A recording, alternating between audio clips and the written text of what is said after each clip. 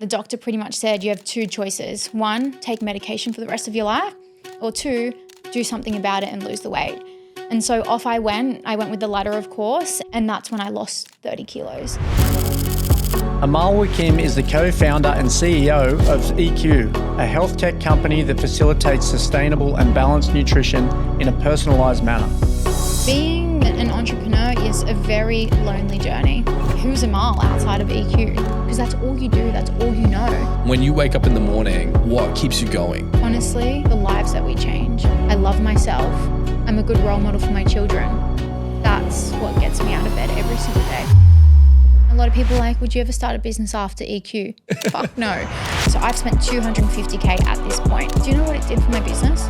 Absolutely nothing. Because you would assume that like banana bread is definitely better than a Big Mac. And an acai bowl would have less calories than a bacon McMuffin from McDonald's, right? You'd think that the valuation of your company means shit until you actually liquidate. So with that being said, I'm not saying don't start a business. That's something that I say so many times over and over and over and over and over and over again in my personal, my business life. Just let go and let God. what does that mean to you? It just means that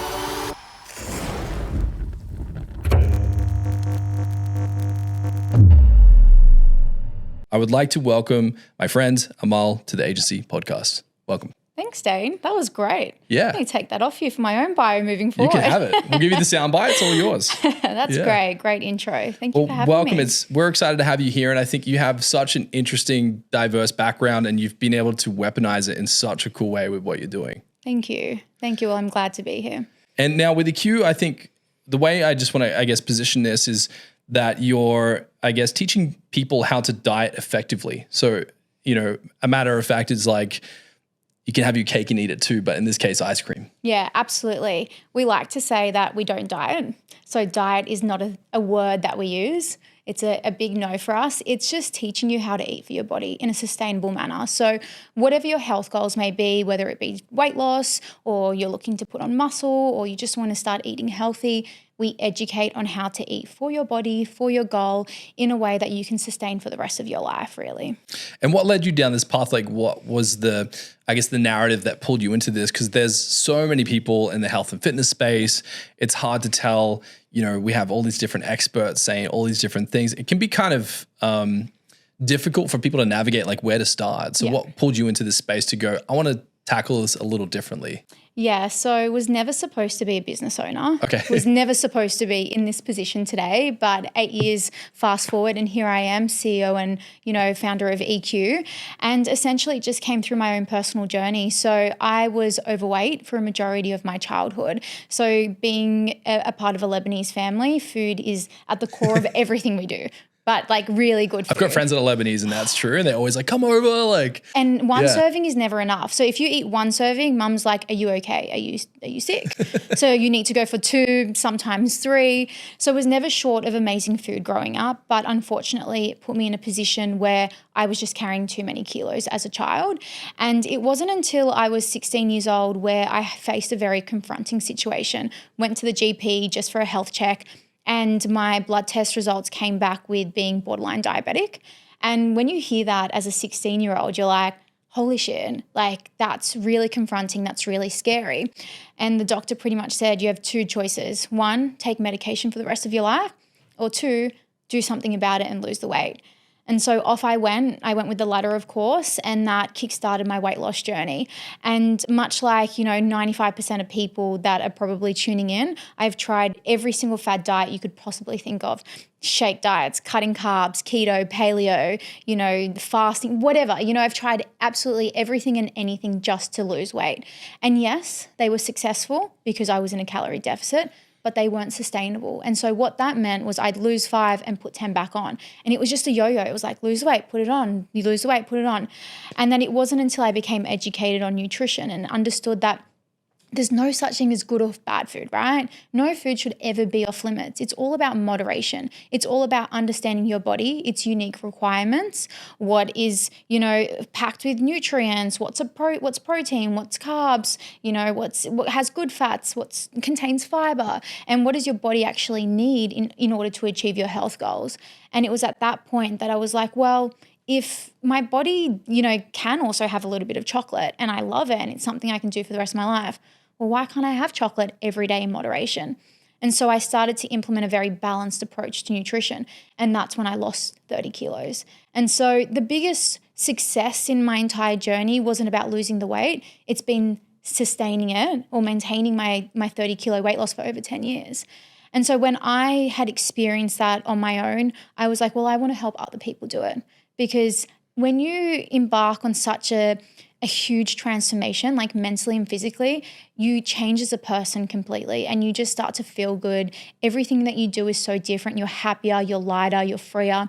And I wanted to support my friends and family to be able to do the same. And then so my co-founder at the time and we started doing this on the side, just, servicing people for free, helping them with their body transformations, and then they'd lose 10 kilos, 20 kilos, 30 kilos. They'd tell their friends about it. And then it was like, okay, we need to start charging for this service because it's taking up a lot of our time. And that's how the business came about. That's powerful. One thing that you said there I really loved was that rather than looking at it as losing weight, you were looking at it as how do I moderate or maintain a certain weight? Yeah.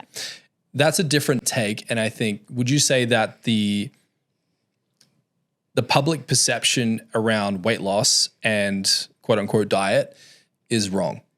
Absolutely.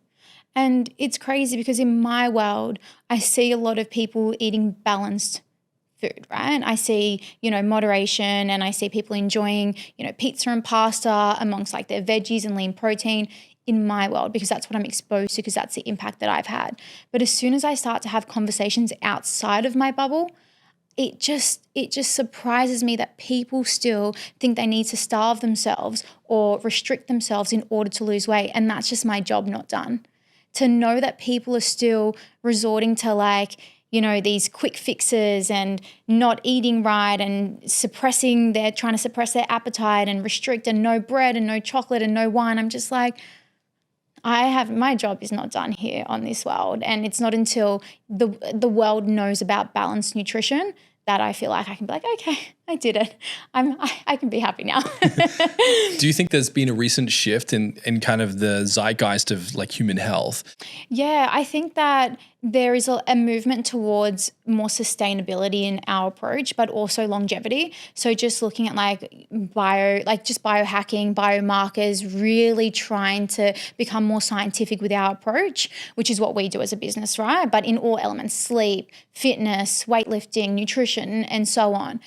However, when you look at the weight loss industry and you put a lens on that, we are still so far behind, so far behind. If you ask any person on the street, hey, how do you lose 5 kilos? What would you do to lose 5 kilos? They'd say, well, I'd cut out carbs or I'd cut out chocolate or whatever. But what science is supporting that? Why aren't you telling me to be in a calorie deficit and to enjoy the food that I love in moderation so I can sustain my weight loss? So, can you really break down calorie deficit? Because I'm hearing a lot of different approaches to this and what it means and how people extrapolate that into content. And I think, classic case is PT, wants to build a social media profile. They just start talking about calories. And then you're like, what information should I not listen to? Yeah. Is there a frame of reference that you use or somewhere I can go to really understand what you mean by that? Yeah, I'll put it in simple terms, right? So we essentially burn a number of calories, so energy per day, and it can really range based on our activity for the day. So we have something which is called a BMR, which is where if we were to lay in bed all day and do absolutely nothing, that's how many calories our body would burn. You're going to burn way less calories. Yeah, absolutely. But you still are burning something. Your body's your organs, digesting, breathing. Digestion, organs are functioning and, whatever, right? So let's say my BMR is 1,400 calories. And then add on all of my, activity, my walking, my exercise, my unintentional activity, walking up the stairs and so on, may take my total daily energy expenditure to 2,100 or 2,200, whatever it may be. In order for me to lose weight, I need to be under my total amount of calories that my body is burning. I need to be eating less calories than my output. It's as simple as that, right? However, when it comes to body composition, when it comes to satiety and fullness and, muscle mass and so on, that's when your macronutrients are super important. So people are like, oh yeah, I'll eat, 2,000 calories of just McDonald's. It's like, well, no, firstly, your relationship with food is not great. And two, you're going to lose a lot of muscle mass. So it's finding that balance. So I like to follow an 80-20 approach, 80% whole foods and 20% soul foods. So for the majority of your day or your week, however you want to do your 80-20, you eat all of your nutrient-dense foods, your high protein, your veggies, and then you can have your chocolate bar or your glass of wine or your pizza or your pasta, whatever your soul food really is. I like the perspective around trying to maintain versus trying to do this rapid diet over duration. Like you see these 60-day, 90-day challenges, but you're saying that it's more healthy to just look at your life in moderation and go, what's sustainable over a long period? Yeah, absolutely. I actually saw a quote the other day and it was like, you don't need 75 hard, you need consistency. And I was like, repost, because that is so accurate. Like people think, oh, in order for me to achieve my goals, I need to do the extreme. It's like, no, you just need to do. Like just instead of drinking, a chocolate milkshake, swap it out for skim milk. Instead of having a full sugar Coke, have a Coke Zero. Instead of having the skin on your barbecue chicken, just have the chicken breast. You're still enjoying all of the food that you love, but you're just making smart swaps. You don't need to go and exercise twice a day, every day, drink 3.8 liters of water and, not have any treats or anything in order for you to achieve your health goals. Just show up every single day and make improvements every day. Consistency and sustainability. Yeah, I remember I read a quote from Darren Hardy and he said that, momentum is incredibly difficult to get, but losing it's very easy. And I think people might jump to the extreme, I imagine, because they're trying to jolt the momentum. But you're saying that there's probably a more healthy approach, which is like we don't have to go to the extreme. We can just start by introducing small doses of consistency and then ramping it up from there. That's how I understand EQ works. Is that right? Yeah, absolutely. It's, for us, how we work is we understand what you love and what your lifestyle's like. And then we make those smart swaps and help make better decisions throughout your day without having to do a complete lifestyle overhaul. Yeah. It's like someone saying to us, hey, I eat chocolate every night. We wouldn't just go and remove that chocolate. We'd just be like, okay, well, let's give you a treat size of that chocolate. Yeah. So that you still feel satisfied. Because if you have a treat-sized chocolate every day, you're not going to binge on the weekend. But if we take that chocolate bar away, you can eat 20 of them on the weekend because you're like, well, I can only have it now. That's what my daily dose, man. Yeah. Like that little treat after dinner or what have you. Exactly. So if you think back to the origins of the branding, and I want to come back to consistency, but just to shift gears here, the origins of the weight loss journey that you had, that seemed to very much validate like, hey, I really want to give this to other people. And I think my favorite narrative is always when someone had a self-discovery and then they're like, I got to share this. So how did it transform from like you doing this for yourself to going, I really want to find a format to monetize? Because it's a very different thing to go, this helped me, to now it's helping others, to let's build a business out of this. But I want to understand that transcendency into business. Like what was that for you? Yeah, so it was after helping a few friends and family, just no charge. It was like, hey, we've lost weight, let's help you out. That they then started to refer people and were like, okay, wow, we need to start charging about this. And I remember our very first customer, this was back well before we had any payment provider. Everything was done face-to-face. We took cash payments. Like it was like, very back in the day. And we sat down with him. We were situated on the top of ASN Miranda at the time. And he came in for a consult and he's like, okay, I'd love to do it. Let me go get money out of the ATM for you. And my co-founder was like, we can't accept his money. I feel bad. And I'm like, well, we need to start a business out of this. Like we can't just keep giving people our time because, at the time we were both working for Google full time. We were competing as well. So we were training a lot. And then this was another thing we added in the mix, plus studying. We were studying full time at uni. And so it was like, well, if we're serious about this, and we can see the potential, let's turn this into a business and let's help people. We can do this at scale. And so, yeah, it was really just validating it, which back then, I didn't realize was product market fit. So it was validating it, doing it in the leanest way possible, inefficient because it was like very manual.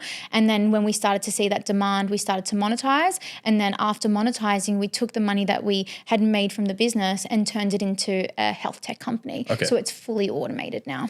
So let's go back to the V1. Yeah. Was this very much you, I guess, raising capital and also simultaneously producing personal branding content? Like, how did you get traction to get this thing to get started? Yeah, good question. So we actually had not raised any capital for the business and we're completely bootstrapped for the first 8 years. So essentially how the business really gained traction was we jumped on social media very early on when Instagram was like, you know, a hot thing before anyone was online. And we just started to share educational content. And so we'd show like calorie comparisons of like a Big Mac versus banana bread, showing a Big Mac has less calories, and, you know, an acai bowl versus a bacon and egg muffin, showing a bacon and egg muffin has less calories. Because you would assume that like banana bread is definitely better than a Big Mac. And an acai bowl would have less calories than a bacon and egg muffin from McDonald's, right? You'd think that. We're not talking about nutrient density, right? We're just talking purely calories. And so we started to post all of these educational photos that, you know, back then it was way before Photoshop. We used to buy the food and put it on the kitchen counter and take a photo and all this like crazy stuff. And it just completely took off. People were sharing, liking, the media picked up on it. And so for us, for the first 5 years of running the business, we actually didn't invest a single dollar into marketing. Everything was done organically. So we really leveraged our organic channels, but we did it right and we did it so well. And that's because we knew our audience. Going through a journey on your own, like the self-discovery, you know who you're talking to. So for me, I knew exactly who I was talking to because I was once in that position. And so I could resonate with the audience. And that's why a lot of the content went so well, because it was like, well, I wish I knew this. I want to touch on that because a lot of people don't get this and they think that they have to make content that's like a bat over the head of please buy my shit. Oh, please don't do right? that. So how do you teach people in your team or around you or those that want to emulate what you're doing that you have to get away from the pitch and you have to understand how I give intrinsic value to the viewer? But like unpack that for me. Like, how do you see it? How do you break it down? How do you make sure you don't get into pitch territory and you're genuinely building a fan base? Firstly, question whether your product is solving a problem, right? Because that's really important. And when we've just moved into supplementation, right? And when we look at our product roadmap, you know, I ask the question, well, what is this actually solving? You know, why? What's like, the core problem? What is our point of difference? And what is this actually solving? Like, why would someone actually take this? Tell me, pitch it to me. Tell me why. Because I want you to solve my problem. Like, what were some of the things you're like, yeah, maybe not, that one? I think when we were looking at our like collagen and our greens, when we were looking at what kind of ingredients we wanted in our product base, even when we looked at our protein powder and what type of protein we wanted to use, what was our unique selling proposition. It's like, well, why us? There's a million other protein There's so brands. many in the market, yeah. Like, why us? And just like a fun fact, we've spent $0 on our supplement arm when it comes to marketing. So we've invested nothing into marketing with our supplement arm and it's just completely taken off. And I can touch on that a little bit later and why. But, you know, it's just asking, well, what problem are we solving for the consumer? Like, who is the consumer and what problem are we solving?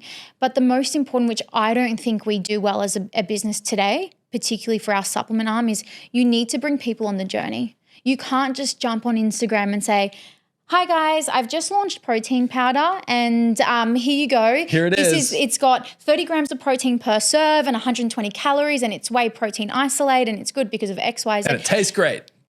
Scroll, cool. No one gives a shit.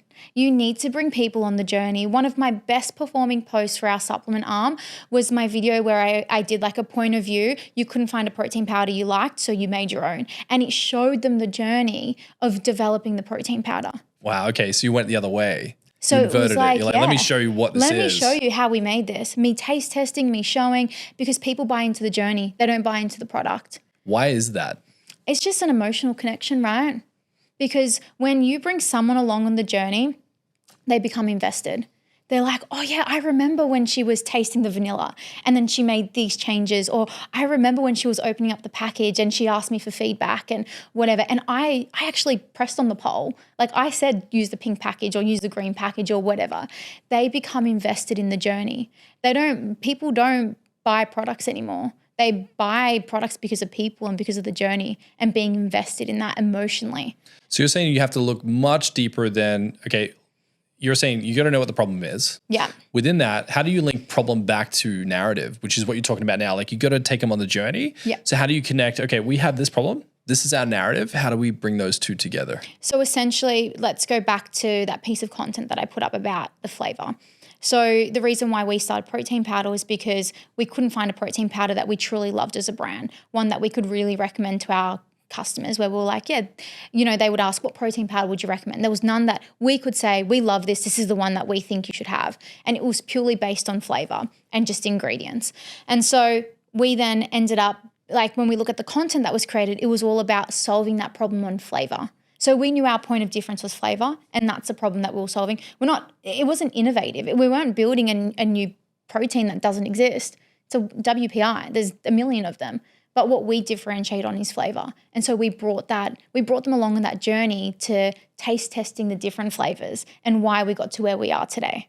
And so when they saw that, they're like, well, I trust that it's going to taste good because this has been 12 months in the making. She's shown every facial expression when she taste tests, and she cooks really good recipes, so I know she's going to have good protein powder. So that's why it went really well. Okay, and now you said that you had a 5-year sprint where you were building revenue based on the runway of just organic content, which is ludicrous for so many people because they're like, how do you make that happen? And you're saying that you do that through genuinely telling narratives, genuinely linking the problem to the viewer and how they can relate to you and your stories behind the scenes. How would you be consistent with that? Like, how do you consistently maintain high quality content that the viewers can consistently engage with? Because so many people get scared that they only have 1 or 2 tricks. Then what?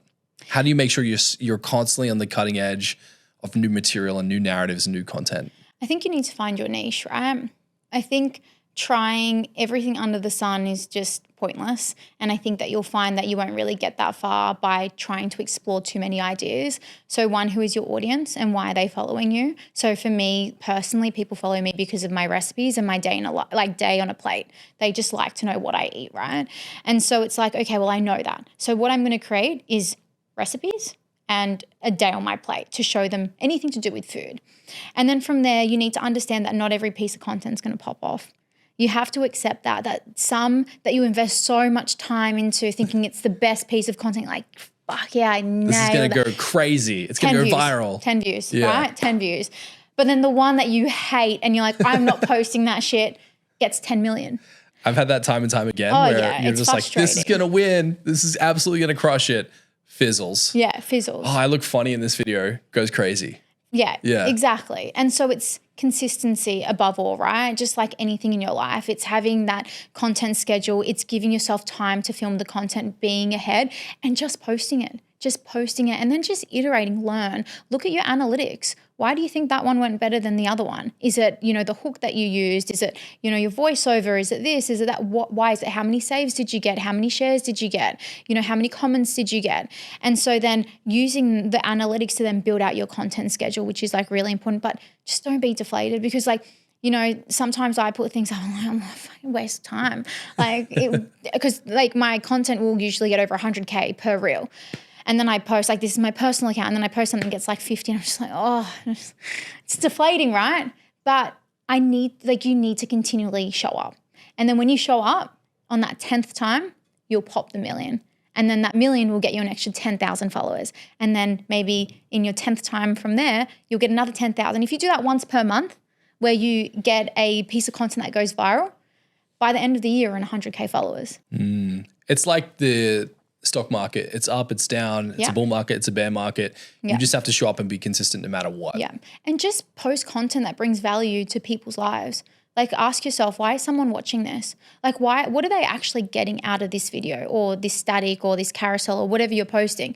Just ask, what benefit do they get from engaging with my content? And if you're too salesy, they're just going to keep scrolling. They want to see something that's natural, something that they can relate to, something that's emotional.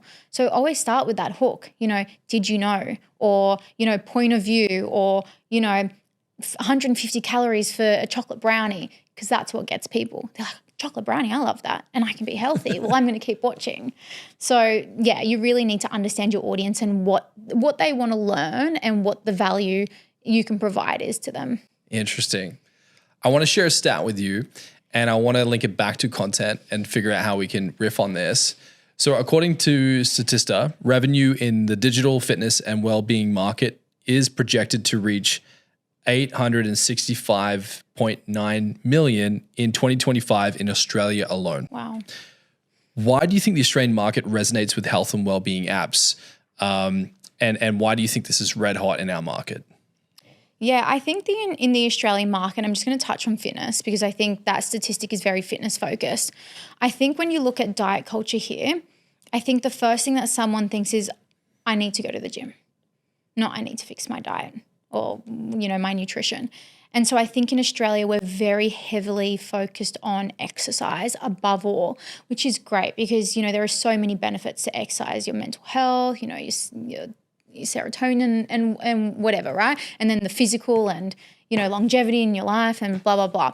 So I genuinely think it's because in our culture, we have learned to appreciate exercise and exercise to be that number one thing that we resort to when it comes to any health goal, but also for mental health as well. So I can see why that's trending. We also have a lot of influencers in this space as well when it comes to health and fitness. So online, when you look at maybe it's just me, my discovery page, but every second person is like a health and fitness enthusiast, right? So many, right? Like so many people that are like, I'm in the middle of getting my, science degree or what have you. And then they're out there preaching to the masses. It could also be the generation we're in, right? Like as we start to get older, you start to understand the importance of health, the importance of exercise. And you're just like, yeah, well, I'm in my 30s now. Things don't work the same way that they work. I fell over the other day when I was in Jervis Bay and I got up and I'm like, oh, my hip. And I'm just like, I need to go back to weight, So like, I think that also it comes down to just the generation and like, us just being more focused on health in general. But I just think Australia as a culture, we prioritize exercise, which is really, really nice. I think it's definitely getting younger by how it appears to be really tracking, because I remember that, growing up, I'd watch my parents, they'd be in their mid 40s and they would say, oh, my back hurts. And then just watching them go, it'll be right. And like doing nothing about it seemed to be the status quo. Whereas now people are very much like, no, this has to be dealt with. Absolutely. Like, I'm in my mid 30s now and I'm starting to notice like my energy levels are decreasing and I'm not hitting the gym like I used to. And I'm like, I got to get back in the gym. I got to eat better. And it's now no longer I'd like to do that. It's a must for my kids.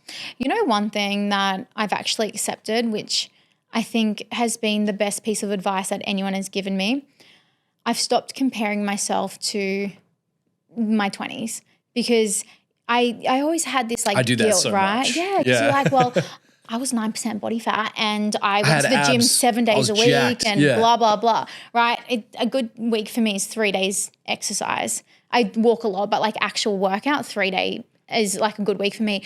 And I always I'm like, I feel so bad. Like, how am I not doing 7 days like I used to? But it's like, well, you're in a different season of your life and that's okay.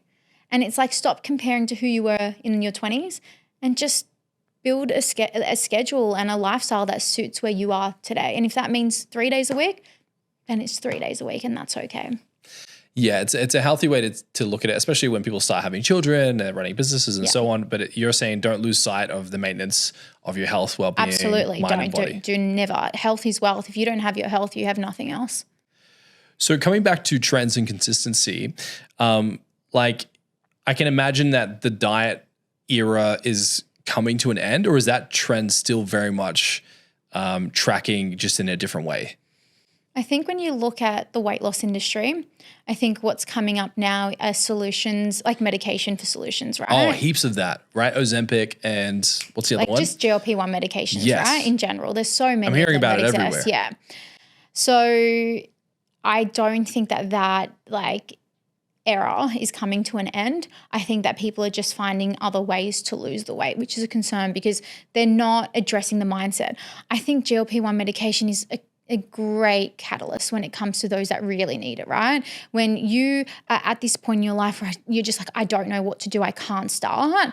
It's so far gone. I need that support. I need that kickstart to get me going. It's great. But you're not addressing your eating behaviors. You're not actually fixing the problem that got you there in the first place. So it's like, well, GLP-1 medication is great, but you need to pair it with good nutrition and good exercise. So I actually think when we look at the dieting, culture or like just the industry, I don't think it's getting any better. I think there's just, solutions that are coming up that is just, more scientifically advanced that are not addressing the mindset, which is where it all starts. Yo, my name's Dane Walker and I am disgustingly obsessed with branding. I had to figure out a way to do branding every single day, so I branded myself.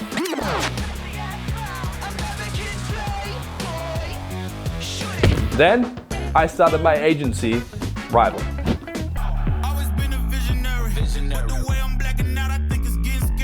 And hired a team of branding mavericks hell-bent on creating brands so good that they'll make your competition shit their pants. So here's the thing, you want your brand to go viral and Rival makes brands go viral. That's why we're offering you a free 30-minute branding session to get an expert's opinion. If you don't believe me, the proof is in the pudding. Here's what clients have to say about Rival. Rival is trusted by brands like Nutrition Warehouse, Light My Bricks, and Vumi. So if you want to absolutely smoke the competition and make your brand go viral, hit the link below and book in your free 30-minute branding session. I'm just linking something in my mind here. I was having a really great conversation with my business mentor this morning, and he was explaining to me that the unconscious mind and the conscious mind have this relationship to and fro. And typically the conscious mind in business might be like, we've got to get the bills paid, we've got to get customers. It's very much like logically focused on like task-oriented stuff.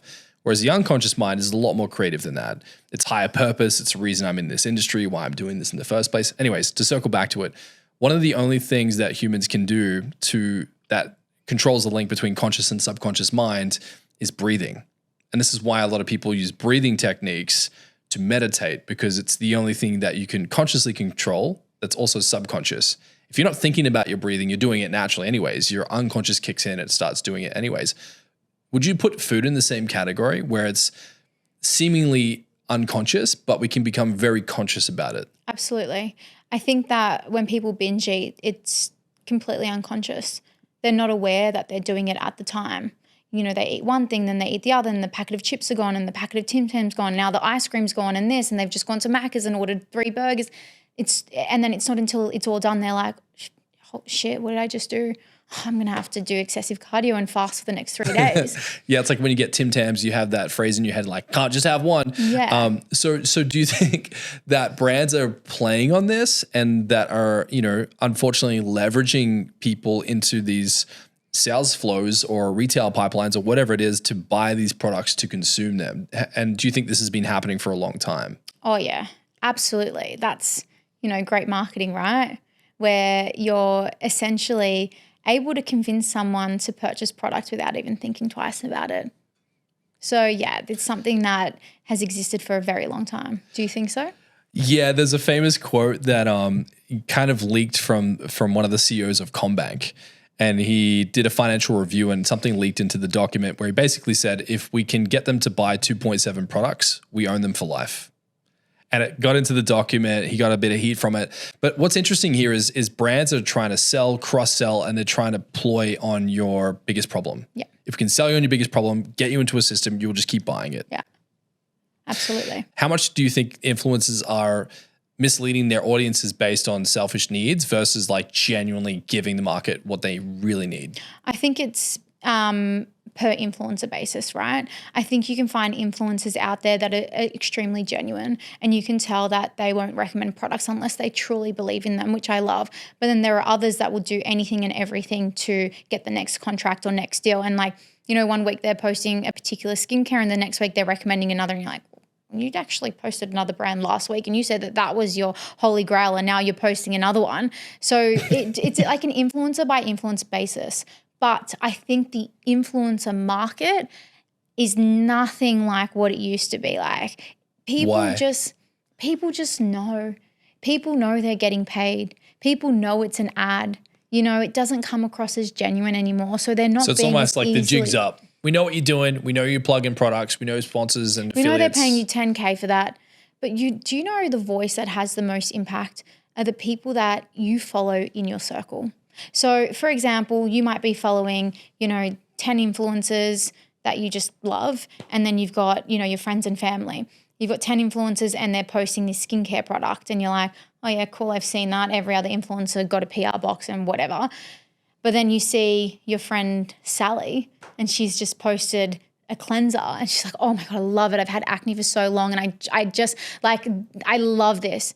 What do you think you're buying? Yeah, you're like, I know Sally. She's a really great person. Yeah. I'm just going to buy it. Sally's not getting paid for this and she's sharing it because she genuinely thinks it's a good product. Well, thanks, Sally. I'm just about to buy that product now. Give me a discount code and you can make comms. Right. What else are you looking at to bring into the advertising space, into the content space? Other ways you can deploy bringing a community in to the content creation? Yeah, community is like a really big one for us. So focusing heavily on that and having them the face of the brand. And because people resonate with people that they can relate to, right? So they see someone that has been on the same journey as them or same walk of life and they're like, yeah, well, she's lost 10 kilos and I can lose 10 kilos. It's realistic. So I'm not looking at the next, fitness model on Instagram and saying I want to look like her. I'm just looking at the mum that's lost 10 kilos that is achievable. So bringing the community to the forefront, which is really important. I think the next is really just leveraging, one of the biggest pieces of content for our business, which is recipes. And so it's like, we've done a lot of experiments over the last year around, how effective are recipes for lead gen and how much does it actually drive to the business. So just to put into perspective, my personal account has 50,000 followers on Instagram, right? So my personal account is a lot smaller than the business account. And I posted a video of, I think it was like a pizza tray, high protein, like whatever. And within 24 hours, we had 20,000 unique impressions on our website from that one video that I posted for $0 marketing dollars. And in that video, you were just sharing a recipe. Shared recipe. You weren't like, find out more on www.eq.com. No, so I shared the recipe and I said link in bio. And it took them to my Comey, which is, it's like a link tree. And that has all of my recipes. They click the recipe, gets directed to the blog of our website. Very clever. So 20,000. So it's like, okay, well, we've just brought 20,000 onto the website. We can retarget and whatever. But it's like, well, how do we get them then? How do we show the value in our product? So why are they coming to look at the recipe? Is it just do they just want recipes or do they want optimization in their health? Do they want more healthy recipes? What is it? And then how do we convert them from looking at that recipe? And so that's what we're currently working on now. Okay. So then when you look at this data of these 20,000 people coming through this portal, what are the insights you're trying to pick up on to give you a gauge on this is why they're here? So it's a lot harder because right now we're not really prompting them to move on from that page. It's like it's on our website. So of course they're going to maybe click around. So we look at the heat map, have a look at where they're actually interacting with, how long are they on the website for, how many of them are actually unique and so on, where are they coming from? They're coming from my Comey, where is it TikTok, is it Instagram, because there's both, right? And then from there, the next is to trial a conversion piece. Okay, so you've got a lot of quantitative data, but not a lot of qualitative data around what the specificity around the search is. Yeah, so we'll experiment now. So the next thing for us is adding in a trial period. So it's like, hey, want to see the rest of this recipe? Well, see it on the app. Or, want to see more of this recipe? Well, here's 10 days free or whatever it may be, right? And so then what will mean the most to us is, okay, so they look at the recipe, they sign, how many of them looking at the recipe then go on to the app to view the recipe or more on the free trial? If not, then what are the things that we need to change to get them on the product? Because it's one thing to have, nearly 500,000 followers on Instagram, but it's another to have paying customers. So it's how do you create a good content strategy, but how do you turn them into paid customers, which is, really hard for brands to do. So it's what's the point of having all these followers if they're not paying you at the end of the day? You're investing heavily into a content strategy. Well, how effective is your organic channels? If you're just getting everyone through paid, well, is your organic strategy doing well? Question mark. Yeah. Okay, so let's just say you have volume of attention and you're shifting traffic into different places. How do you see a framework or a process or a go-to maneuver on how to start monetizing said attention? Yeah, so I think that firstly, it's what are people clicking into? So what is the value that you're actually adding? I think that when it comes to socials and your organic channels, you want to give them enough education for them to want more. So you don't want to give them everything. And so what we previously did was we used to put recipes in captions, and it's great. It's great for engagement because a lot of people will save, right, or share with their friends. But we're like, well, we're not capturing them. We're not capturing any data about them. That's not great. Like, how do we actually monetize if we don't know who this person is because we don't own any of the data on Instagram? So it's like, well, how do we get them off Instagram onto one of our platforms? So you're just looking at numbers, but you're like, I don't know what their motive is, the behavior, what they're seeking. What's the point of getting 1 million views if I don't know, from that 1 million views, I can't get anything out of it, right? And so you look at like, okay, well, why are they watching it? They're watching it for the recipe. Well, I'll give them the recipe as video content, but if they want the written recipe, I'll link them to my website. So then they go onto your website and then they may see, this can be for, whatever industry. They may then see, well, this person is giving me even more value if I sign up to their program, but they're giving me free access to it.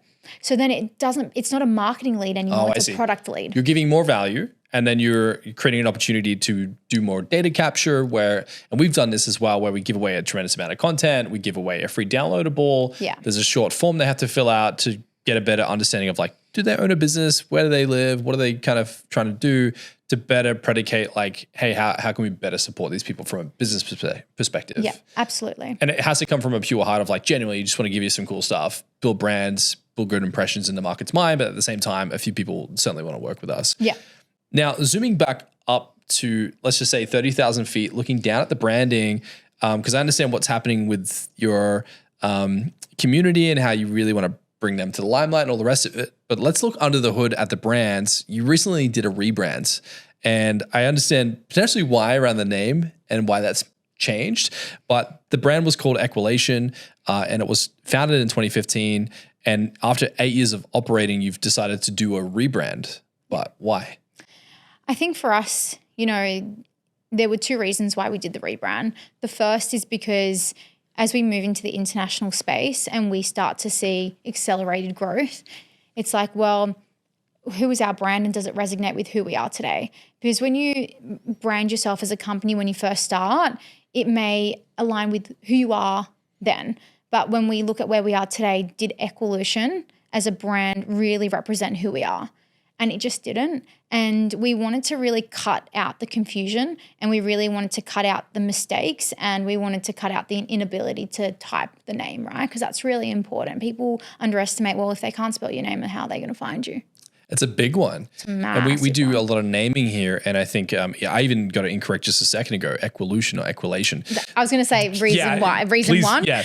It's a prime example because I was reading this earlier and I'm like, make sure you say it right, Dan. And I even got it wrong. So Equolution. And it's like, how do I spell that? There's probably 8 or 9 different ways you could potentially spell it. Imagine having a conversation, right? Word of mouth is so important. And so say you lose 10 kilos and your mum is like, or your friend is like, how'd you lose 10 kilos? Oh, well, I was on this program and it's called Equilation. They're not going to remember that. How do you spell it? I'll text you later. Yeah, text you later. Never text. Yeah. Whereas it's like, well, how'd you lose weight? Oh, I was on this brand called EQU. Yeah. Just search them. You'll so you find wanted them. better mouthfeel, better referability, just make it way easier for people. Absolutely. So that was really important. We wanted a brand refresh. I think the colors as well didn't really resonate with who we were anymore. So we wanted to bring greens and balance and fresh and health into the branding and just become more gender neutral, because the reds and the creams were very much, in line with just feminine energy, which is fine. Where 95% of our clientele is female, but as we enter new markets, and a lot of our growth plans involve just that diversity in genders. And so we just didn't want to exclude the male market, particularly if there's like a significant growth opportunity in the future. So that was really important. And then the second reason why we did this was because we said goodbye to a co-founder, and the timing of the rebrand came after her exit as well. So it was like a new start for the business as well, which was really nice. Do you find it like that also impacted the internal team behind the brand? With the rebrand? Yeah. Yeah, I think everyone just loved it. I think it's like a new start without having a new start. However, we underestimated the impact a rebrand can have. Were you nervous? Were you like, because sometimes people have, and I have a joke for this, they think that a rebrand is like their brand's going to turn into a werewolf and scare their customers away, and everyone's going to be like haphazardly, like, what's going on? Everything's changed. We're out of here. Like, were there fears and concerns coming into this? So there's two elements, right? There's your existing customers, and then there's your online presence. So our existing customers, we did a complete reskin of the app, but also we changed the full functionality. And so when we put out a survey, it was quite interesting. Those that were on the old Equolution version didn't like the changes. It was hard. It's it was changed. changed. It was hard. Every single person that came on after the rebrand that didn't know Equolution loved the new program, right? So we were like, well, what do we do? Because the OGs aren't loving it because it's not as seamless, right? We did learn a lot with the product, but the new ones absolutely love it because there's so much more value. So that was a big one. It was less about the branding, but it was more so about how we changed the actual product. The second is those that are not customers yet. We took a massive hit when it came to domain authority, like massive. Like we did not estimate what it was going to do for website impressions, SEO, even domain authority. Like our Klaviyo was like, you can't send at full capacity. Full capacity, we're looking in hundreds of thousands of emails. We can't send that anymore. Yeah. Our campaigns dropped to 20,000 emails. That is nothing. We couldn't send at full capacity anymore because everything was landing into spam because we hadn't built up our domain authority, so we had to warm up our audience again. That's terrifying. So when you changed the name from Equolution to EQ, we changed our domain. You changed your domain authority, which meant that Google looked at you as a brand new entity. And it's like, you can't just steal these 140,000 emails from this previous company. That sucks. It hurt. It really, really hurt. And we didn't estimate what that could have done to But no one forecasted that for you? No one sat down and was like, we knew that it would impact SEO. Right. We knew that web impressions would fall short. We knew that would happen. We just didn't think about domain. We knew it was going to take a hit, but we didn't think it was going to take that much of a hit, right? So that was hard, but we're back to normal, thankfully. It took How long did that take? Months. Yeah. Months to get back to normal, to get full send out. Business owners, if you're stuck using one platform for every project, you're probably stuck in a growth bottleneck. More clients means more hires, which just adds noise and cuts into profits.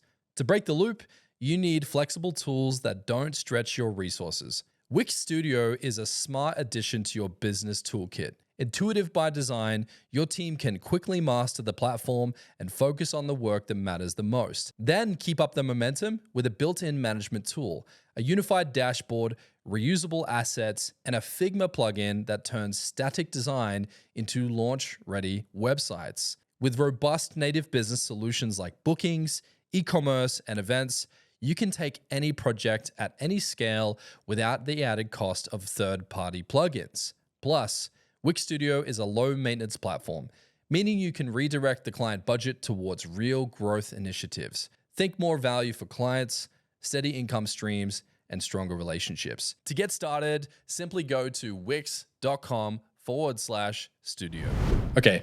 So I imagine in the midst of this change where you were like, oh crap, we have to build domain authority with Google. We have to put in our reps again to get back to the emails so we don't end up in spam all the time. In that moment, you probably would have regretted it. No, never. Really? So you were like, nah, we're all in. We're all in. Why? Because it's a part of the journey. I think that what people need to understand in your business journey is it's never going to be like this. Yeah. It's going to be like this. Yeah. Sometimes you've got to take a little dip to see a higher spike. And so it was like, okay, we can see that we're making progress. We're not where we were, but it's improving. And so we're in January now, and it's one of our best months. And it's like, well, the momentum's there again. Everything's trending in the right direction. And I think that if you sit here and you regret a decision, you're just like, you get no value out of it. And I think, it's never a loss, it's a learning. So next time, if I was ever to rebrand, I'd make sure that, I'd just make sure that I don't change my domain or, just do things a little bit differently. Okay. But even in the early stages of we made a mistake here, we underestimated the impact or implication of not having domain authority, all the rest of it, you were still like, nah, all in. All in. You just need to back yourself. You absolutely need to back yourself 100%. Even like my head of marketing was never like, fuck, we should have done this. He was like, it's fine. We're going to get out of it. Like if we keep tracking the way that we're tracking, we'll be out of this in 2 months. Yeah, that person's a gangster. Keep that person around. But it's like, you know, after the 2 months, what's that result? And then you just see that momentum. And then we're eventually at this spot that the business hasn't been because of this. Yeah, a lot of people get stuck in the short term, like, oh my God, it's going to be short-term pain if we make any changes. And people will fixate on like, we can't change our color, we can't change our logo, we can't change our name, and name's a big one. What's your advice to people that are like, I'm not sure, it's gonna create immediate pain, but maybe a long tail reward? I think that you need to stop worrying about short-term gratification. In business, full stop. And it's hard because, you know, in my position as CEO, you're not working on the everyday. And like for me, I want that itch. I want that immediate win. But my wins don't come. My wins take 3 years. You know, I just exited my co-founder and that was a 3-year journey. Yeah. And that was one of the biggest projects that I ever worked on, right? Wow. And so that I was not getting any little wins throughout my day, and that's hard because, you know, as an entrepreneur and, you know, someone that's just like full of energy, you're just like, I just want to see that spike. But you can't. And there were so many times where I just want to give in. I just want to give in. I just want to give in. But you just can't. In order for your business to really grow, you need to take those hits, and that's okay. But I also want to say, when it comes to rebrand, I'm not sure if you agree, a rebrand's going to do nothing for your business. Like my experience with this many years ago, so we've actually like rebranded EQ a few times in terms of colors, look and feel, not the name. So Equation to EQ was the only time, but look and feel, reskin of app and so on. And we worked with a branding agency in Canada, which was one of the best in the world.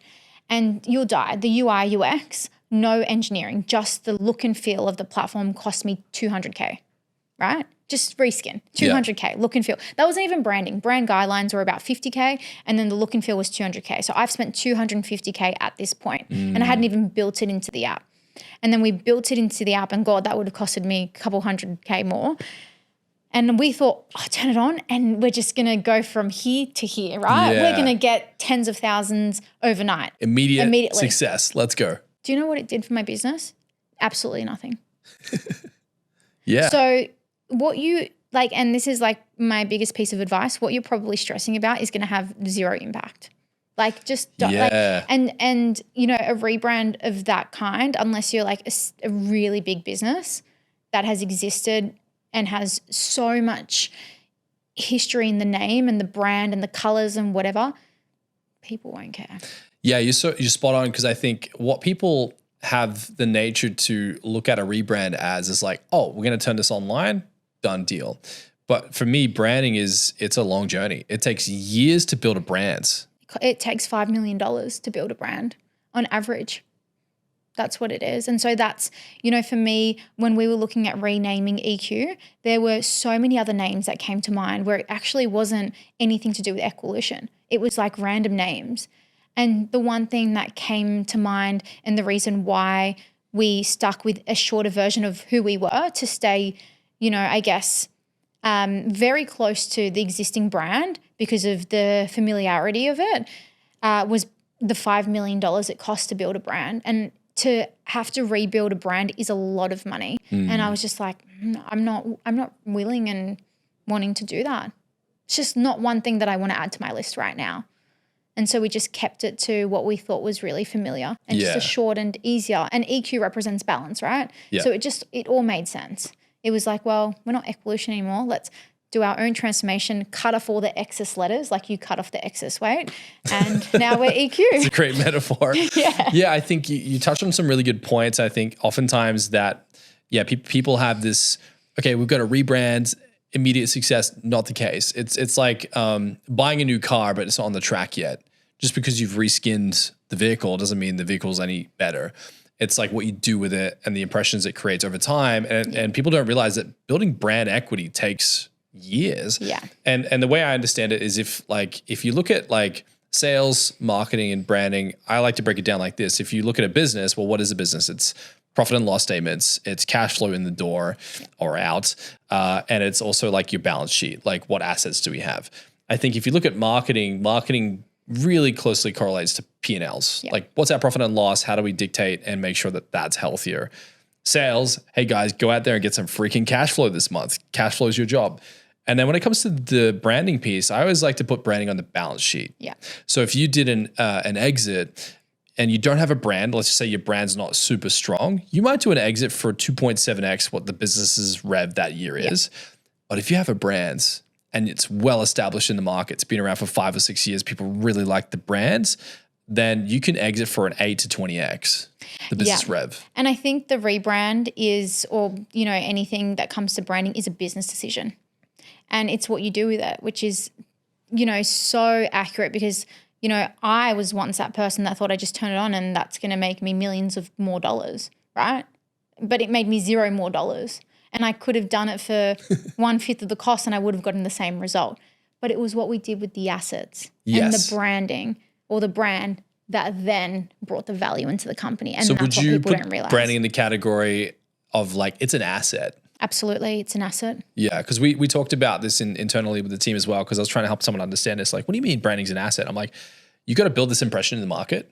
And when the market thinks of you in a certain way, then you don't have to debate with them anymore about why you're great. They just assume you guys are great. I'm going to buy their product. Like Nike's have the best shoes or whatever the zeitgeist of that brand is. But if you take Nike's logo, just the logo alone has been recently evaluated at $76 billion if they sold the logo as an asset. That's so Which crazy. is ludicrous. That's awesome. It's a tick. Yeah. But there's just so much value behind it, right?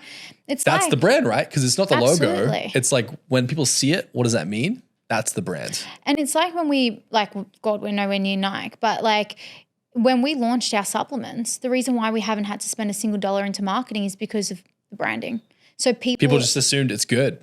Exactly. Yeah. Because they've tried our recipes, they've been on our program, they follow our page. They're like, yeah, well, it's a premium, they're a premium brand. So if they're bringing out supplements, it's going to be a premium product. Okay. So you've successfully created a really good line extension. I want you to unpack that because, okay, you've had this app for 8 years. You recently changed the name, kind of ate a little bit of shit with the domain. Oh, I ate so much shit. Not just a little bit. Not great for the diet of the brand. But again, you've had this decline, but then a nice spike at the end of that. And obviously it's going to play its cards, whether it's been like super fruitful for you guys or not, but it sounds like it is. Now with the line extension, okay, people trust the app. How do you carefully not destroy your reputation by linking that to, hey, we also have a supplement? Yeah. I think that when we first launched the supplements, we were talking about it way too much on our socials, which caused confusion. It's like, well, do they just sell supplements or do they have a program? Because when you're a digital product, it is a lot harder to market online because it's not tangible. You can't just put it in your videos, right? Can you explain that to me? So for example, when you go on our socials, it's not as easy to see that we have a business or a product because it's not a tangible good. It's a service. Yeah. So we need to do it in our comms. We need to do it in our email flows. We need to bring people on the journey. It's a very different system because one's like download the app and like, start to work on yourself. Whereas another, you physically see it on the grid. You see a physical packet of protein. And so what we did very early on was we slammed it on our socials, but then I feel like it caused confusion. It's like, well, do we have supplement? Like people then think we have protein powder. Like when I was meeting people, they're like, hey, I just saw you launch, like you're that protein girl. I was like, no, I'm not the protein girl. I've got a health tech company, And so for us, it was like, okay, well, why did we launch supplements? And we launched supplements because it was a part of our ecosystem. So we launched it because we wanted to recommend a product that we truly trusted to our customers that were on the app. And so for us, it's now a part of their journey. So when someone signs up to the app, they're getting recommended our protein powder. On their meal plans, they're getting recommended our protein powder. It's a quick click and they purchase. So our marketing channels are less socials and more within our platform. Okay. We send out, tens of thousands of personalized meal plans on a monthly basis, like nearly 50,000 plus on a monthly basis. And so we have 50,000 meal plans that are going out that we can make recommendations on protein powder. Yeah, because you own the platform. You'd never recommend it if they don't want it, right? Yeah. But if they tick, because they can tick protein powder on and off. If they say on, well, guess what you're getting? When you have a protein smoothie, you're getting EQ whey protein isolate because that's what we recommend. Yeah. And so then that's where we get our sales for our supplements from. How do you maintain the integrity around that, because I understand it's a sensitive topic and people could have the argument where it's like, oh yeah, of course you would try to sell your own product because it's more profitable to do that than recommend a third party. How do you make sure you as a brand maintain the integrity of like, no, it's actually good. We're going to put a lot of energy into this?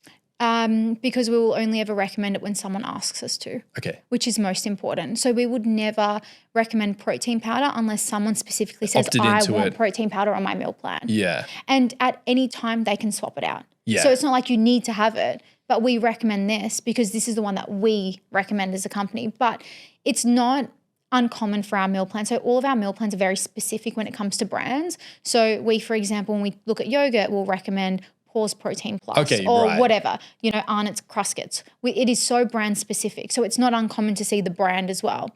And so for us, it's like we always, include brands that we align with and we resonate with. And our own brand is one of them. We wanted to make sure that it's a protein powder that's made out of great ingredients or natural and tastes great as well. And we've never had any negative reviews. Knock on wood. Knock on wood. That's wood here. You can knock on that. Yeah. So far the community love it and it's been incredible. Sounds like you guys are crushing it, and it sounds like you've got like a giant heart to like really help people and connect them with the right stuff. Now around like this transition, like obviously if this caused confusion, you could be like, oh my gosh, what are we doing here? Were you in any way hesitating with diversifying your business portfolio to include products within the system? Yes. What were those concerns? And my investors were saying, are you crazy? Yeah, this is like me being completely honest, right? And I ask myself every single day, did I make the right decision? And I'll explain why. So we are a SaaS company. We have incredible margins. We have spent millions and millions and millions, well over $10 million on our technology, right? Like our technology is so advanced and so complex, but it's fully automated. And when we first started the business, it was very high touch and it was, there was human interaction and whatever. And we've managed to replicate that journey without the need of a nutritionist anymore, right? Because we have, tens of millions of data points available to us to create that personalized experience that has built the technology that we have today. And so our margins are great when it comes to tech. And everyone knows that tech and SaaS. You guys got runs on the boards, crushing it. Well margins are awesome. Yeah. Which is always great for an exit and valuation of a company and so on. And then we look at product. And product is very different. Margins on product are not as great. But then it's like, well, what does that mean for the valuation of the company as a whole? Oh, I see. Because you're complicating the business mix because you've gone from SaaS, which is like downloadable, automated. High margins. Now logistics, delivery, packaging. Smaller margins. Yeah, smaller margins. Yeah. Well, when you look at a SaaS company and you look at a product company, like a tangible product company, the valuations significantly differ in terms of the multiple. Mm. Significantly. What do you think the multiples are like from like SaaS to products? When you look at SaaS, depends if you're B2B or direct to consumer, but you're looking anywhere, and depends if you're profitable, you're looking anywhere between like 7 to 15 times, right? You're looking at that higher. Yeah. Product, you're looking at, and that's based on your EBITDA. Yeah, your EBITDA, yeah. Sorry, your revenue, right? Right, okay, Your revenue. And then when you're looking at product, that's EBITDA multiple at a lower times. So then you're looking at like between 2 to 4, 5 pushing it, depending how profitable you are and what your growth has been like. Growth rate per year is like super important. And then on like your EBITDA. Interesting. So, so like you're like investors are like, what are you doing? Because you've got like this 15x force multiplier on the rev. Fingers crossed. And then you're bringing in another model that is going to work symbiotically to it. And you're like, maybe it's going to dilute it across the board. What was the debate in-house where you're like, no, because X? Keep the company separate. They're two separate entities, yeah. So they sit under a parent company. Like sister companies under a parent. Yeah, under a parent company. So at any time, if we ever want to raise capital just for the subs business, like the tech company, we can. If we ever want to sell that off, we can. If we ever want to sell off the supplements, we can. Raise capital, whatever. Then there's no liability, like any liability sits separately. De-risk it, remove liability, and then like have these companies kind of like work symbiotically, but not at a point where either of them could topple the other. And it was diversification as well. And that's what I said to them. I said, we're now able to make an income stream outside of our subs. We also have an income, so when we look at the business, we've got our subs revenue, which is our biggest driver of revenue. And then we've got partnership, which is media income. So we work with brands that pay us to be featured on our socials. Like we're technically a media arm, influencer, whatever you call it, right? Yeah. We're one of those. And then we've got now the supplements. And so it's diversification. But why they were accepting of it was because they saw the ecosystem. I said, we're not investing in this business. We're not spending any money on this business. We've got great payment terms and we've got a great audience and we've got the community there. We're using the platform that already exists to increase the average order value or increase the average revenue per user in our world by adding on protein powder to their subscription. I love that. And it's a really intelligent play. And then also like the argument could be like, well, guys, at the end of the day, like we like spin up this company and we sell it. We spin up an asset, sell it, spin up an asset, sell it.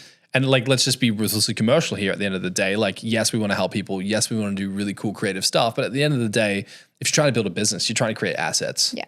Yeah. But you just can't have it become a liability. And that's the problem, right? Yeah. And I think that the product game is so different because I come from a tech business. Yeah. And so when you look into product, you're like, this is a lot different. Okay, but here's the unfair advantage. Like, do you think that your background in SaaS gave you an edge over product because maybe you're looking at product in a different way? Yeah, absolutely. What was your unfair advantage? When it comes to product? I think that I would say my unfair advantage isn't technically because of coming from SaaS. I think actually, yeah, maybe because I just like good margins.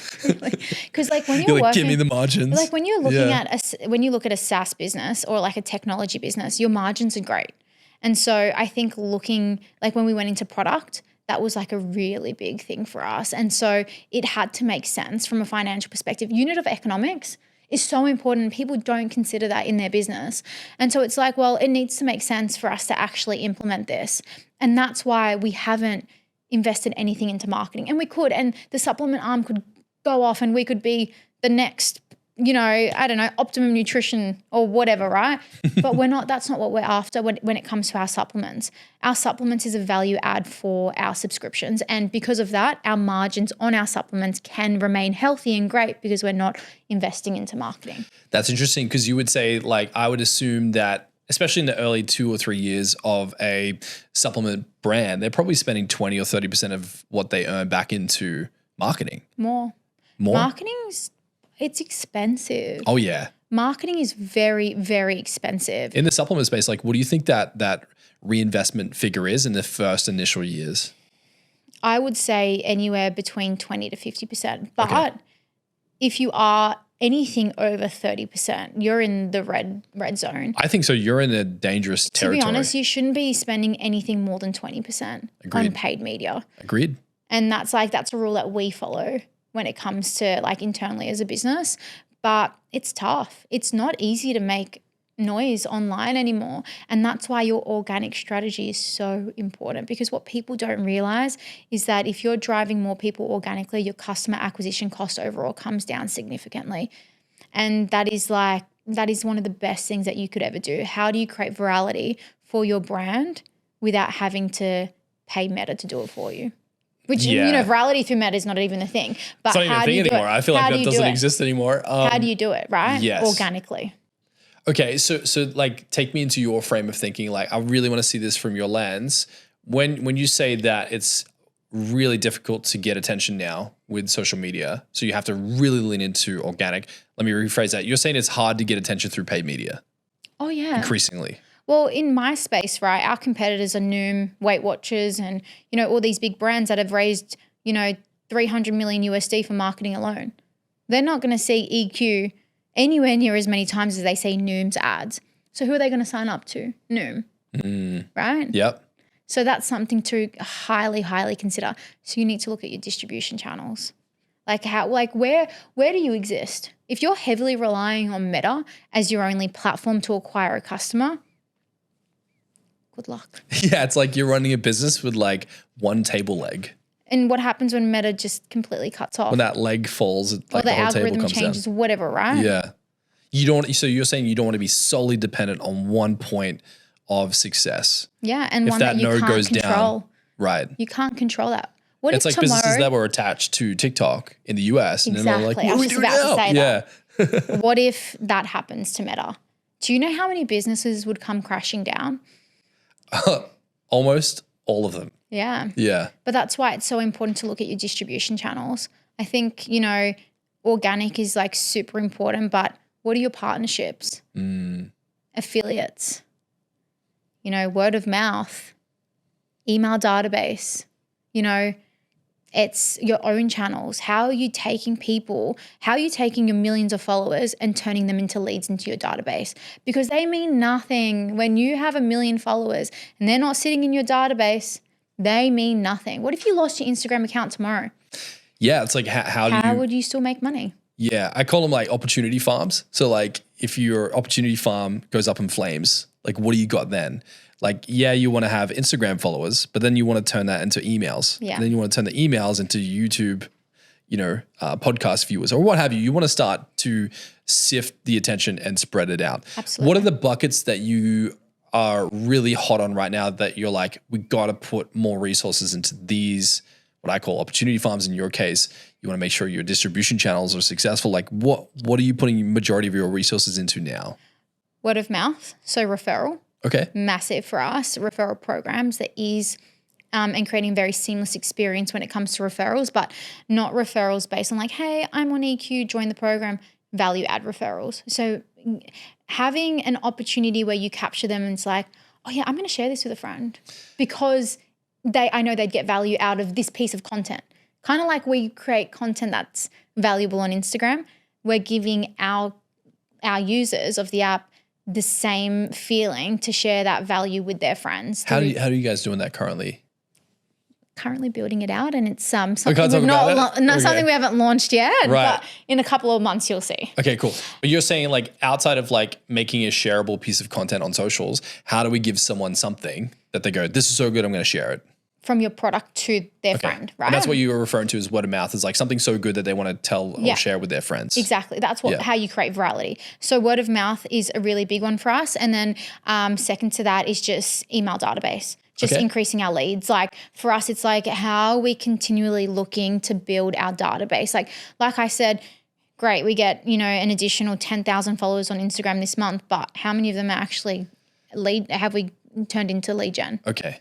That is like absolutely most important for us. So it's like optimizing our channels, our organic channels, to get more leads for the company. Do you think a lot of businesses are sleeping on email? Yes. Why do you think they sleep on email when it's so easy to set one up? I don't think they realize how easy it is to set up, but they also don't know what the content strategy needs to be. Okay. So it's much like having a content strategy for socials.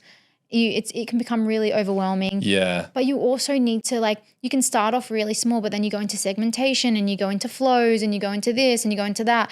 Like we're so fortunate that we get a number of data points upon someone landing into our email database. So a big lead gen for us is our online quiz. So when someone comes onto our website, they will fill out an online quiz and we get to know them. And then you can really put them into a personalized flow based on the information that they give us on that quiz. Yeah, because you're trying to have different distribution channels and you're trying to spin them up into email, and then you're trying to find interesting ways to give them value and then find out more data points and then helping them with those data points. People are not just going to convert from Instagram. People are not just going to be like, oh, I just watched her post. I'm in. Sign up. Yeah. No. Got to get them into email, give them a bit of education, get them to watch a couple Nurture videos. them, make the problem that they're experiencing very aware, show them how you're solving it, teach them that you've got the answer and the solution, nurture them, then they'll sign up. It's a process. It's a journey. You're all over this. Yes. Yeah. I speak about this every single day with my team. I think this is interesting because this is your SaaS background coming into play with the product. Yeah. Right? Because how many people out there that have a product that are just sleeping on their emails right now, and you're going to murder them because you're like, nope, we did this with SaaS. I know how to help with this. Yeah, it's crazy. Yeah. Like if you're in the digital space, whether you're SaaS or you're a product, you need to have a great need to have great customer journey when it comes to your emails. It's so fundamental. Which is so important when you're building an app. Yeah. It's like every little inch of friction in this app matters. And then you're taking that same approach to product. Yeah. Love that. I could talk about this all day. Me too. So in conclusion, like I want to get to some more deep questions to understand your psyche behind you as an individual and like your more altruistic side, your subconscious side, your, I want to dent the universe part of you. How do you want to be remembered? Yeah, it's an interesting one. I think, based on the impact that we make in this space, this business was never about the money and the financial return. And God, no business is ever about the financial return. Because if you think you're making money before you sell your company, you're kidding yourself, right? Yeah. Like that's where Maybe pay some bills, go on a holiday, but not much else. Yeah. Yeah. And so it was always about the impact. And a lot of the decisions that we're making right now, particularly with our growth strategy, is really just about impact and scale. And it was, I would have never, in a million years thought I'd ever go down like the different paths that we're going into now. But it really is so that we can get scale and just share our message. Because like I said, if you go out on the streets and ask someone about how to lose weight and they're still telling you that they need to cut carbs, then my job here isn't done. Getting chills and goosebumps. Okay. What's a quote or a mantra that you've carried with you on your journey that you wished everyone listening to this would immediately implement? Let go and let God. That's something that I say so many times over and over and over and over and over and over again in my personal, my business life. Just let go and let God. What does that mean to you? It just means that what will be, will be. But in the same breath, I think that people think that they can just manifest something by thinking about it. Yeah. It's wild, right? I wrote down my goals. Where is it? Yeah. So you've got to do something about it. But say, you take a risk. Like we took a risk with the EQ rebrand and we saw the impact that it had, particularly on our domain authority and what that meant for us as a business. And, you asked me if I had regretted it and I didn't. I just let go and I let God. I just trusted it was the right decision. And you do all the right things. And whatever the result is supposed to be, the result will be. And if it doesn't work out, it's okay. You just pivot. And that's it. Just pivot. You've got to learn to pivot on your journey. It's so important because I think so many people that are starting their business journey are so caught up in, I've got to come up with the perfect business plan. And every time I talk to anyone who's worked in the SaaS space, I'm like, that's a load of bullshit. You're literally just going to burn money and you're going to eat shit. And it's going to be day after day of like, I don't know if I'm going to pay the bills or keep the lights on until you're like, this works, lean in, pivot. Yeah, absolutely. I wish I pivoted a lot sooner in my journey as well on a number of things. You can't be so attached to what the business was when you first started. You need to learn to pivot, and pivoting doesn't have to be an extreme pivot. It's just little pivots along the way, but you need to get comfortable with it. You're not building this business for you anymore. You're building this business for your community. You're still solving the same problem. You're just changing how you solve it. You're just evolving, and that's most important. I love the question, and I always try to come back to it in workshops when we're workshopping like brand strategy with clients. It's like, in service of what? We want to build a great product. Great. Service of what? Yeah. Because the customer's going to love it. Why would they love it? In service of what? And if you dig with that question, eventually you'll hit bedrock, and it's usually not money for people that really want to build business. Yeah. And if your intent is always about money, good luck. I think that, it's hard. Building a business is hard. And I say this to so many people, and a lot of people are like, would you ever start a business after EQ? Fuck no. And I say that unless I have a burning passion for it. Yeah. Like my purpose in this world is my business, the message that we share, right? That is my purpose. That gives me life every single day. But if I don't have that same feeling about something after I exit this company, there is no chance in a million years that I will embark on that journey again, because there is no financial return immediately. Yes, you build a great lifestyle, right? You can, you go on trips and whatever, and you become, in control of your life and your time and whatever. But the mental strain, the relationships that you forego, everything you it becomes, there is so much compromise that you make in your life. It's a choice. And if you don't love what you do every single day, there are going to be days where you're in bed and you're like, are we going to see tomorrow? Like, is tomorrow going to come? I don't even know. Like, oh, fuck. I've got, so many investors now that performance is like, their eye is on performance. My quarterly investor reports, I can't miss the mark. So I'm sitting here stressing every day. But if I didn't love what I did, throw in the towel and be like, yeah, see you later. I'm out. Go get myself a great executive role for $300K and see you later. I work 9 to 5, clock off, whatever, 4 weeks of annual leave a year, and I'm happy. Oh, I love this because I think, I always pop a few questions when I'm interviewing people because we're at the place now where we have such volume for inquiry for the agency that we actually have the luxury to like interview clients and be like, not this one. Yes, this one. And one of the things that I like to go into in my mind is like, there's two types of entrepreneurs. There's the one that wants money. And then there's the one that's like hell bent on solving a problem. Yeah. And I always love the hell bent on solving problem entrepreneur way more than I love the person who just wants to make money entrepreneur, because I find one of two things happen. The person that just wants money is an entrepreneur that wants to capitalize on an opportunity to get said outcome. They give up when shit gets hard. They go, oh, there's not much money in this as I thought. This is kind of brutal and tough. Like, I'm going to pivot over to this next money-making thing that's the new hot trend.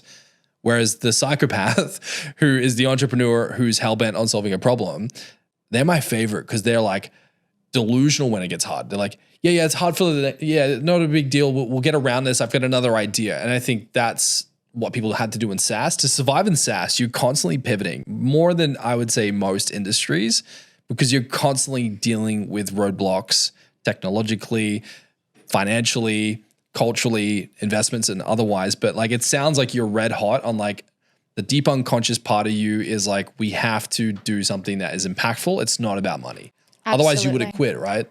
1,000,000 times. I would not be here today if it was about the money. Let me tell you that much.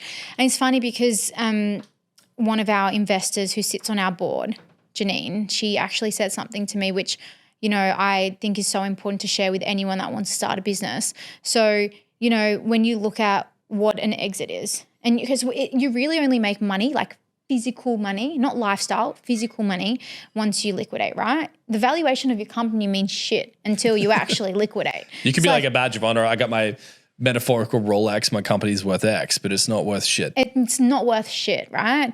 And so like, realistically, to get your company valued and sold for over $10 million, it's not easy, right? It takes years. It takes a lot of investment. It takes a lot of stress, whatever. And so you can sell a company for over $10 million in, let's say, 10 years or 15 years or whatever, right? Or you can work as a really great executive. And, if you work at Google or wherever in like just a senior role, you're getting paid $300 to $500K a year. You do that for 20 years because that's normal. That's a normal career span, 20 to 30 years. You're still making $10 million over that span of time and you're less stressed. Yeah, that's a good way of looking at it. So like. And you get your weekends off. Exactly. Yeah. You get your nights off. And you're not sweating over the weekend about a report that's coming up on Monday. No, you're not sweating about, like as a business owner, you're tracking performance every second of the day. Because I started seeing a therapist and she said to me, so when was the last time you actually had time off? And I said, I just went to Europe. And I said, but I didn't for the first time in 8 years, I actually didn't open up my laptop. I didn't even take my laptop with me. And then she goes, but did you switch off? And I said, no, because like mentally, I'm not switched off. I'm thinking about absolutely everything and anything, and I'm still thinking about my business. So yeah, I may have had 2 weeks off my laptop, but in my head, I've not switched off for 8 years. So you need to then ask yourself, if it's financial, well, go get a good job and work in that good job for 20 years, work your way up, make good money, and you'll still make your $10 million. And it's going to be a whole lot fucking easier than starting a business. So with that being said, I'm not saying don't start a business. No, I get where you're coming from because you're like, warning label. Like, how bad do you really want it? Yeah. And too many people, I guess, romanticize the idea of being an entrepreneur because it's like now cool to be an entrepreneur. It's not necessarily cool to have a job, but you're saying like seriously consider like how brutal it's going to be. And if you want it enough, go for it. But like just be good to come to terms with what it really is. Yeah, it's tough. Being an entrepreneur is a very lonely journey. It's mentally taxing. You lose yourself, like you become your brand. It's like, well, who's Amal outside of EQ? Because that's all you do. That's all you know. If you truly want to succeed, you need to give your business absolutely everything. And it's not an easy journey, and people don't see that. You carry so much. At one point, the business had 45 employees, right? Hired internally in Sydney. That's 45 salaries that I'm responsible for, not anyone else, me. Plus all of our bills, plus all of our technology, marketing, this, that. No one else is responsible except Amal. That's a lot to carry. That's a lot to mentally to carry as a 30-year-old. And you don't realize that, what kind of stress and anxiety you get on a daily basis. And it's like, well, how do I reduce my stress? You'll never be able to reduce your stress. Because if it's not one thing, it's another. I've always been like, well, when this thing is done, I'll be like, oh, but then that thing's done, another thing comes up, and another thing, and another thing, and another thing. And that's a journey of business. And I love it. I thrive in it, and I wouldn't change it for the world. But that's because I love what I do. I love that. One of my favorite quotes is from Jim Rohn, and he says, don't wish business were easier. Yeah. Wish you were better. Yeah. And that really resonates with me, because you can wish away how difficult building a business is, but at the end of the day, you can do an exit and take a large sum of coin if you're really good and if you're one of the rare few to pull it off. But like you said, when you have 45, mouths to feed and you're trying to keep the lights on, you're trying to raise capital, you're trying to bring in the clients, you're trying to be every corner of the business everywhere all at once, it's hard. And what would you say that, with all that contextualized, when you wake up in the morning, what keeps you going with that in the back of your head? Honestly, the feedback that we get from our community on a daily basis, the lives that we change, the people are saying, I have a better relationship with my husband. I put food on the table for my kids that I can enjoy at the same time. I'm fitting into that dress that I bought 3 years ago that I've never been able to fit into. I've lost the pregnancy weight that I never thought I could. I feel good. I feel confident. I love myself. I'm a good role model for my children. That's what gets me out of bed every single day. And it's funny because my partner, he has a really great job. He's a project manager in electrical engine, and he's really big on building the life that you want to live every day. So don't wait until your holidays. Don't wait for the 2 weeks that you take off to live this life that you've always wanted to live. Every day that you live should be that life that you want to live. What is that? Is it, near the beach, going for a swim, blah, blah, blah, right? And I love that. And he says to me, so what's that life that, what's that life that you want to live every single day? What's that thing that ticks your boxes? It's my work. It's not being by the beach. It's not don't get me wrong. That fills my cup up. If that's what you want, go for it. That's nourishing. Yeah. I want that. Don't get me wrong. But what gives me life is my business. And it's not business. It's the impact of my business. And that's what makes every day of my life feel like I'm living my day to the absolute fullest. Inside of that, what parts are the most rewarding for you? Do you like solving problems? Do you like creating? What's the more higher purpose part of you? I understand the impact, but what is it that you personally get a kick out of running a business? Oh, that's a hard one. I thought it was problem solving. I thought that I was a really good problem solver, but I think I'm starting to realize that it's the creative side. I'm super wacky. I just sometimes shit comes out of my mouth and I'm like, where did this even come from? Yeah. What am I even saying? But I think it's the creativity, and I think I get the itch to be creative when I feel like I'm not doing it. At different parts of your business journey, you're doing so much more of this, capital raise or whatever. You're not being creative. Maybe I'm creative when I talk, but you're not creative when you're capital raising. It's factual, right? And very emotional. But it's not working on campaigns. It's not working on bigger vision. It's working towards the bigger vision, but it's not working on bigger vision. And so that's when I feel my most, not my best self, because I'm just I don't feel like it's filling my cup up. But when I'm talking about big vision and I'm working towards that 18 to 24 month plan and it's creative, that's when that's when I thrive. But I always thought it was problem solving, but I think it's creative. I would agree. I think you strike me as someone who's very much about a vision. and then well building it. Yeah. And I don't want to pigeonhole you in any way, shape or form, but it's like, you definitely strike me as someone that like is like very obsessed about a vision. And you're like, how do I build the world to make it work into that vision? Yeah, absolutely. I think that I'm very much a visionary, but I'm also an executor. Like I just get shit done. Yeah. Like, you know when you've got your visionary founders and they're just like, they've got these big plans and it's just like they do nothing. Get away from me. Yeah. I fucking get shit done. Like I'm a shit doer. Massive shit doer. Yeah. So like I Massive just execute. Like I execute and you just get it done. Do you get a buzz out of like, man, I did 300 things today and I did them really well? Because when I came in here and I told you I did 29 emails, you were super impressed. You're like, yeah, how? because I'm like, how? I can't get through one email in one day. But my cheat code is like, refer, forward. Like, do this for Mine's me, please. Just delete until they send a second follow-up and then that's when I respond. I used to do that and that ended badly. Everyone knows not to email. Everyone knows not to email me because it's very unlikely that you'll get a response unless you're an investor. Oh man, I got to work on that. I prefer that. I love that. All right, last question. Since you've been so generous with your time and joined us today and unpacked this and being very candid and very like open and honest, which is amazing. What's a door that you need to kick in right now to take your business to the next level and something that potentially myself, my team, or viewers could feed into?